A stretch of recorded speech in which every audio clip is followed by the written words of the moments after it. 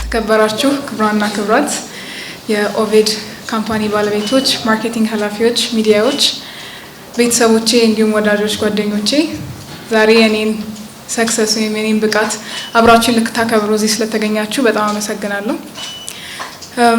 በመቀጠል ኦቪድ ከጎኔ ሲቆም እንዲሁ በድርጅት አይደለም ከባድ በሚባል ሁኔታ በገጠመኝ ሀዘን ቤቴ ድረስ መጥቶ ሀዘኔን የተካፈለኝ ትልቅ ድርጅት ነውና የበልቤ ሁሌም የሚቆይ ነው።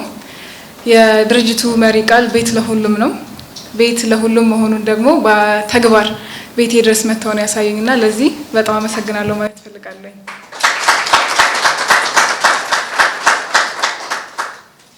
ሚስ ወርልድ ኢትዮጵያ በጣም ትልቅ ከሚባሉት ውድድር አንዱ ነው ሁላችሁም እንደምታውቁት።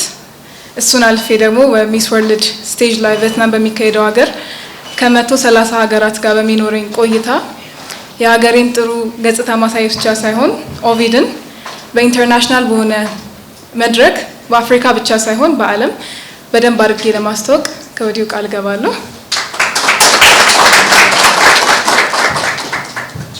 ከዚህ በኋላም ለሚኖሩ ዝግጅቶች ከኔም ጋር ስለምትቆዩ አመሰግናለሁ እያልኩኝ ሁላችሁም ስለተገኛችሁ አመሰግናለሁ። ከኦቪድ ጋር በጣም ቆንጆ ቆይታ ይኖረናል። በተግባር ስራዎችን ሰርተን የምናመለክት ይሆናል።